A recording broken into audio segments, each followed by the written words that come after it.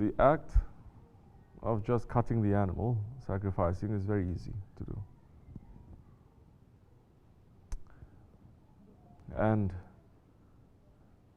But the meaning of it, we have to understand before we commit that action, when we are doing it and after. Because if we don't understand the meaning of Qurban, it becomes just like another ritual. When it becomes a ritual, something that used to have meaning, but the meaning is lost and people are just continually doing it out of habit. This is exactly what has happened now. There's a great spiritual lesson to be learned from the sacrifice, from the Qurban, from ul-Adha. We just heard the khutbah. That is just tip of the iceberg of what the Qurban is. Because if we just look at it as just taking an animal, cutting it, and then distributing the meat, it is something that is so trivial, something that is so simple, that why you have to do it on that day? You can do it on any day. Or some too intelligent Muslims saying, why we have to cut animal? We can just give it to charity, the money. So if there is no connection first to the history, if you're not connected to your history, this is our history. This is not the history of just Hazrat Ibrahim. This is our history. If you're not connected to your history, because we are the product of history. We didn't just come like that, we came from that. Then anything that you do, even if it is something that is holy, something that is sacred, if you're not connected to the history, you don't know the meaning, it just becomes empty. You're just doing it for empty. What is the meaning that the animal is sacrificed? Just let me give you a small understanding of that. We are not scholars, we are not claiming to know so many things, but we're following friends of Allah. And we're here trying to understand what they understand. Because they understand what the Holy Prophet ﷺ understands. So what is the meaning now of that sacrifice? If we look on that day itself, Hazrat Ibrahim ﷺ with Hazrat Ismail, his firstborn son. Hazrat Ibrahim was sacrificing his son for the sake of Allah. Hazrat Ibrahim, who has been worshipping, who is a friend of Allah, Khalilullah, close friend of Allah, who is the father of prophets, who is one of the highest prophets that Allah subhanahu wa ta'ala has ever sent.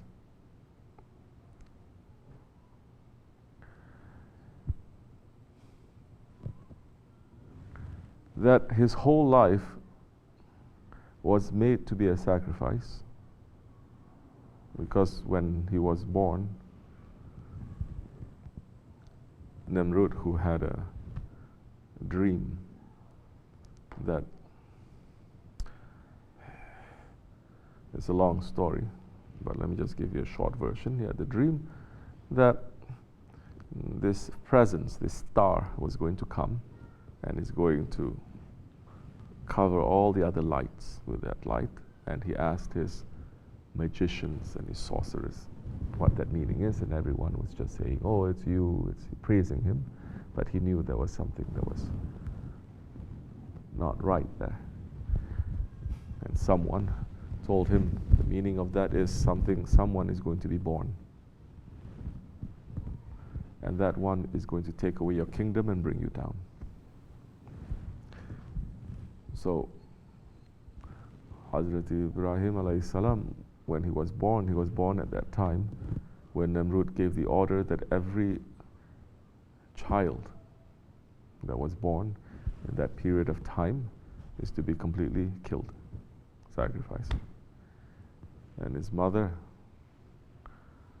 who was very old at that time too, she was guided by Hazrat Jibreel alayhi salam. They walked, and she gave birth in a cave in Damascus, very far away, although it looks as if it's just a few minutes walk. The time and the space is folded. She gave birth. That whole cave became a garden. Angels were there to instruct him. He grew up understanding and knowing his Lord. So, later, when his father, but not his father, there was his uncle, because no prophets, they come from parents who are unbelievers. No prophets.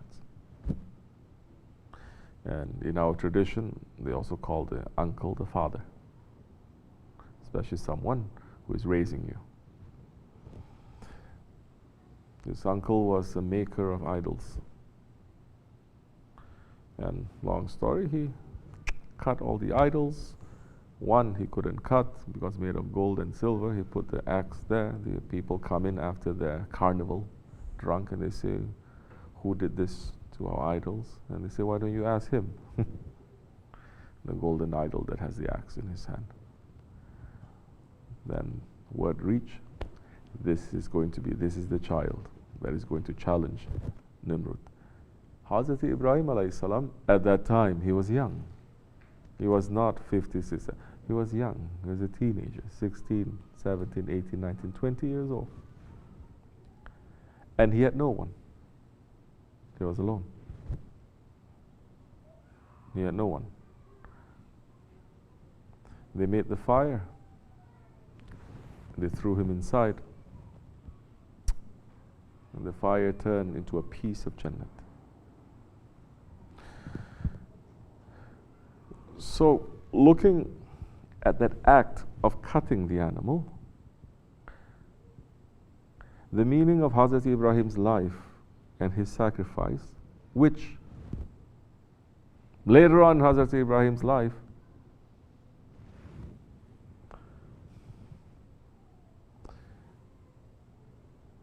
when he got married,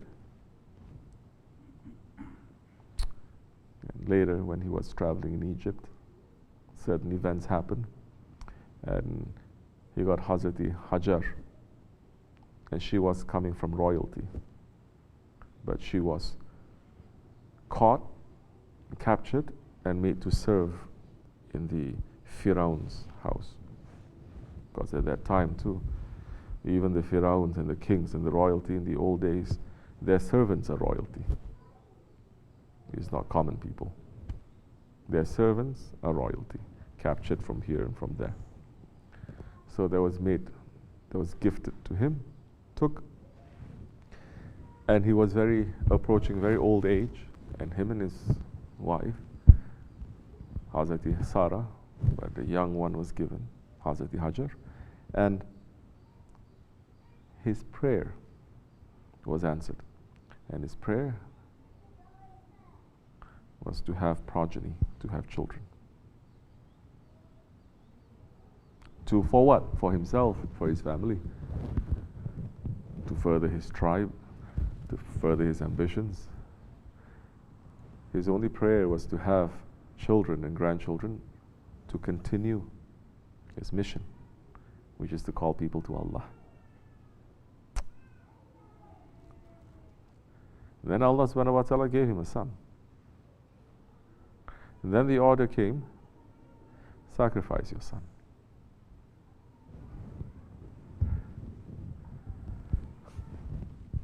You understand how difficult this is? Sacrifice your son. And Ismail alayhi salam, Shaykh Efendi had said that he was sacrificed around the age of 7 years old, and at that age, the little boy becomes like a copy of the father. And the love between the two is very strong. Everything the father does, he's going to copy. Sitting like that, he sits like that. He's like a little man already.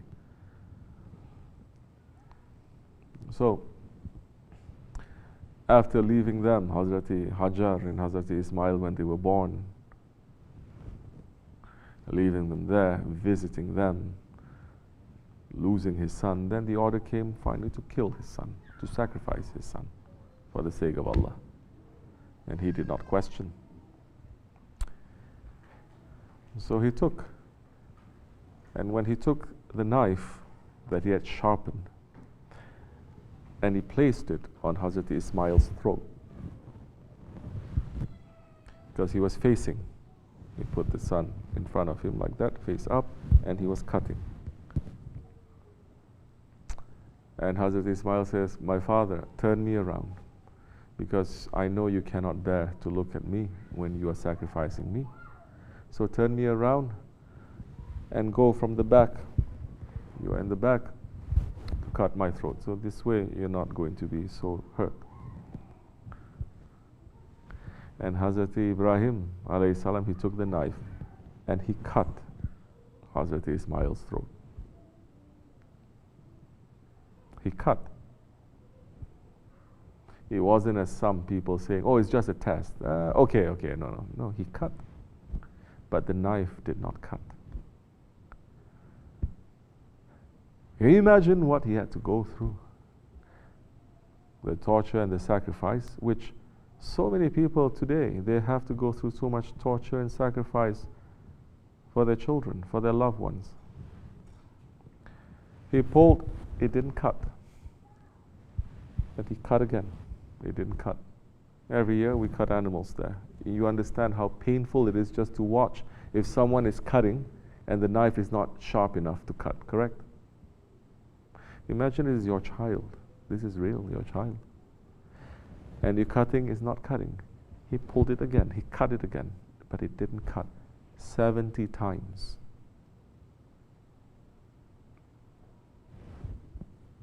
So this sacrifice is not the spilling of blood.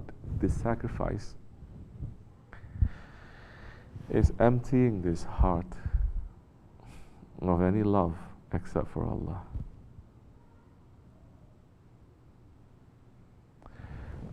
After he pulled it 70 times and it didn't cut, in his frustration, he threw the knife, and the knife landed on a piece of boulder, a big rock, and it split the rock in two. And that was when the sheep, the ram, was brought from paradise from the time of Hazrati Adam alayhi salam, from the time of Habil and Qabil, when Habil offered the best ram for the sake of Allah,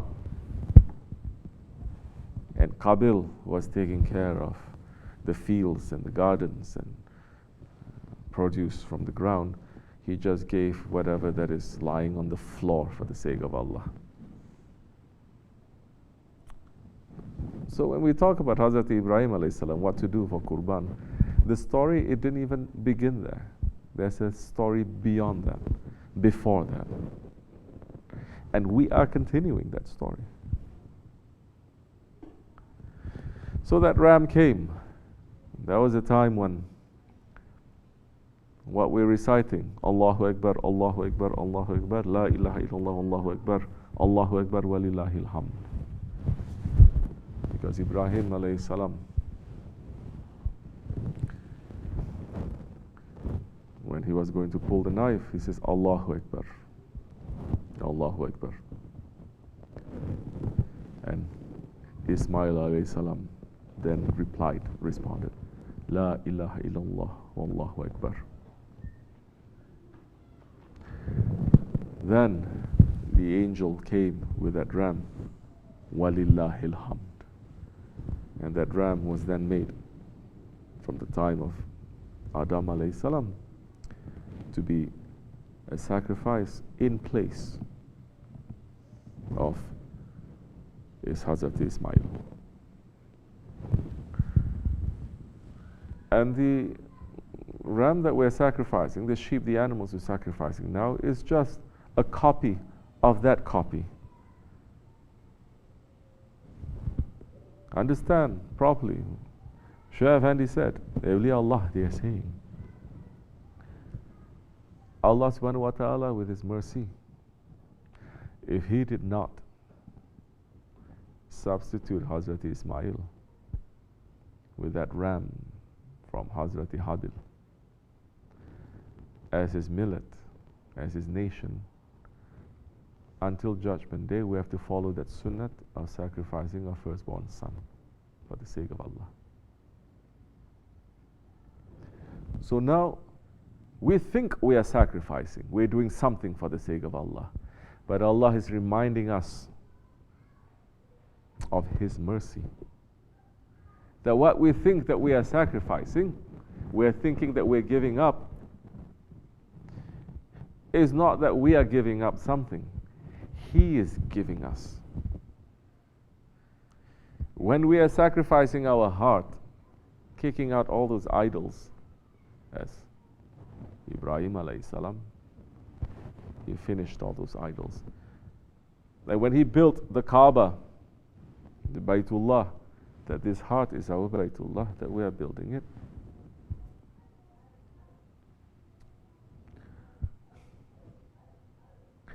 The day of Qurban must make us to understand that this is our purpose.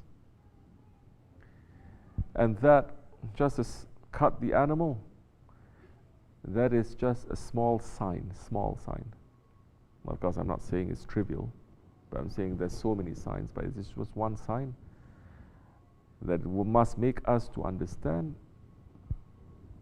and realize what we are sacrificing to take away the idols and what we are building for the sake of Allah to return to Him. So what is it that we have to do for Qurban? First, we have to understand this.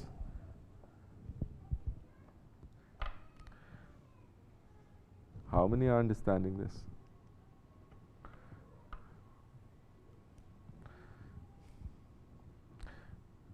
But you've never heard something like this before. We never did until we met Shaykh Efendi. Of course, it's not coming from us, it's coming from him. So now, your whole understanding of just taking an animal and cutting and distributing it, that is just a small sign of something that is really huge. So now you're not going to ask questions like, why can't you just give money? Give charity.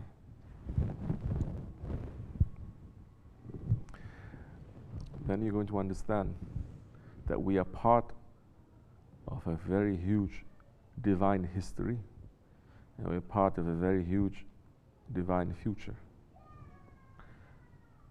You feel yourself connected. And when you start to prepare yourself for all of this, with this, there are so many things to prepare. But this kind of understanding, you're going to approach these days and that act with a completely different understanding and heart and attitude, everything is different. Your Hajj is going to be different too. The actions that you're going to make now will be filled with what we talked about earlier, tafakkur. Because you can just take the animal and cut. You can just run mindlessly from Safa to Marwa. You can just mindlessly go around the Kaaba. Or if it's not mindless, you're just thinking different things. Or you may be thinking you love Allah too. But if you're not making the proper connection, not the proper blessings are going to come for you to understand. Because the reality is a person has to return from the Holy Land to become what? To become holy. But we see millions going, millions coming back, but the world is getting worse. I don't mean things that are just controlled by geopolitics. I'm talking about households, communities, towns. It's not becoming better. Because they're looking at these things as just a ritual. Ritual means you can substitute one for another. It doesn't matter. It's just a thing. It's just an action.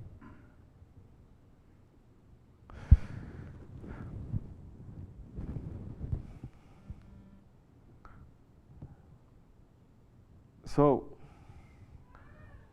we said this so many times,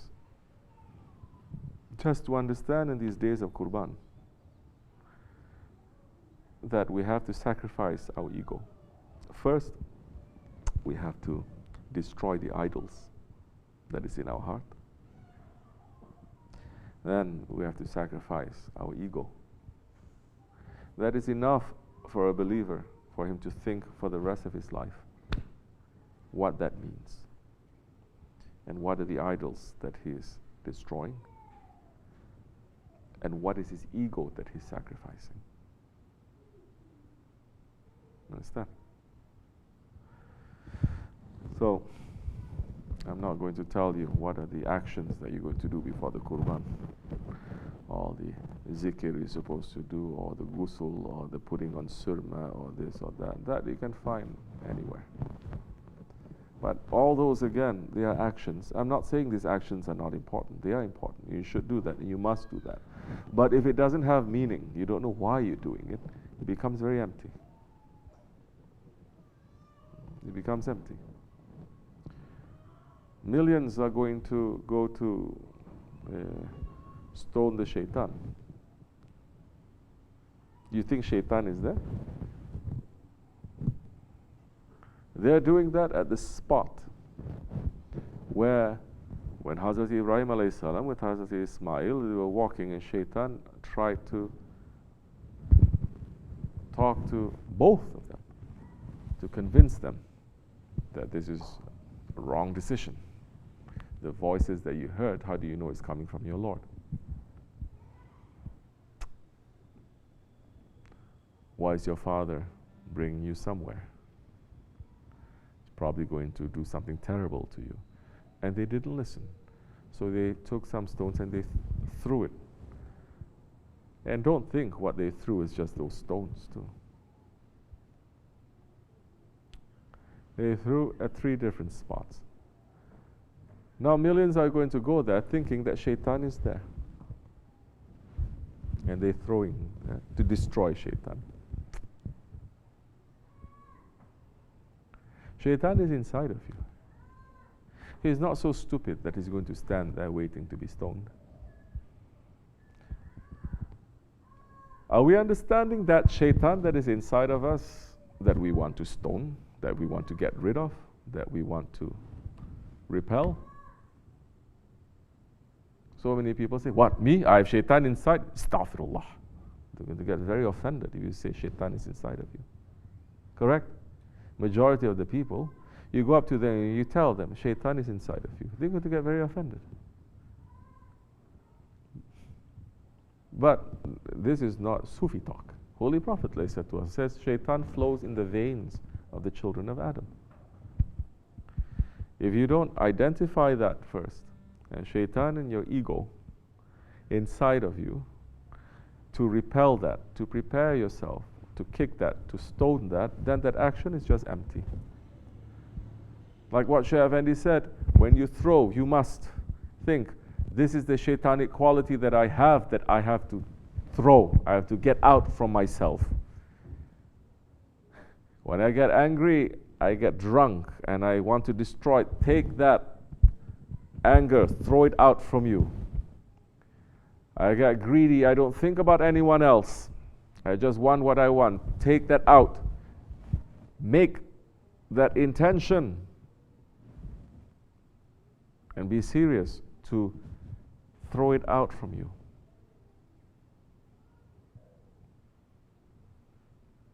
Which means, for the Hajj, you have to prepare your whole life for it. In the old days, they prepared their whole lives for the Hajj. They don't give a couple of $100 to go to a Hajj package orientation or training camp for Hajj, to be trained for the Hajj. They spend their whole lives. Because we're going to Baytullah. As the Shaykh Maulana is saying, yes, of course Allah's presence is there. You're saying, how can he say, come to my house and I'm not there? That he's not there. Of course his presence is there.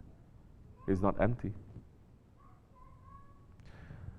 But what are you going to come with?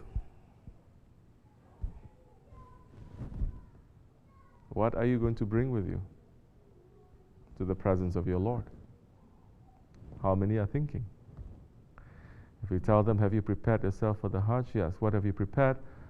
I brought my credit cards. I have my ihram. I have everything. I have my cell phone. Definitely, because Hajj is now time for taking selfies. They're more concerned about how other people look at them than Allah. Taking selfies everywhere. And usually when they take selfies, they are in front and the Kaaba is behind. They are in front and the maqam of the Prophet is behind. They are always them. Ego is in front and the holiness, it is behind them. They're standing, showing their back to it and taking and showing to the whole world, but they don't care what Allah is seeing, what His angels are seeing, how the prophets that they are there and they are seeing, and the awliya Allah they are seeing. So now, the whole time before the Hajj, you're not prepared. What kind of Hajj that's going to be? And what kind of Hajj are you going to be when you come back? You're going to become even more donkey. Some, they just get drunk because you're at that level. You just want to be drunk with the love and the closeness of Allah. Prophet ﷺ was never drunk. Even when he's in Qaba Qawsain, he was not drunk. He came back to do what? To bring his ummah back. So those who think, oh, Hajj is just feeling very good and I need to go there, then you're not really following your Prophet. Because your Prophet ﷺ, he came back, not from the Hajj, from the Mi'raj, from divine presence, to come back and to bring the ummah and to show the way. So, there are things that we need to prepare ourselves for. And that time, when we take off the ihram, you went to the Hajj, no? When you take off the ihram, when you sacrifice and you take off the ihram, and you wear your regular clothes again, a regret must come to you that you're coming back to this asfala safilin, to this lower world again. But now you're not going to carry the ihram around you. You're going to carry it inside. You're going to understand this. You're going to carry it inside of you, your shroud. If people are doing this properly, the light that each Hajj can bring from the Haramain, it will destroy every darkness in this world. Just by their own shining example of a one who was there in the presence of his Lord, who says Labbaik, and he was there in the presence of his Lord, and he comes back, and when he shows his face, everyone sees this one was in the presence of his Lord, and they take from that. People are stuck with ritual. People are saying, you should go, everyone should go, should go, should go, should go, for empty. May Allah accept our weak service, inshallah, and forgive us. Wa min Allahu tawfiq. Fatiha. Amin. Assalamu alaikum wa rahmatullahi.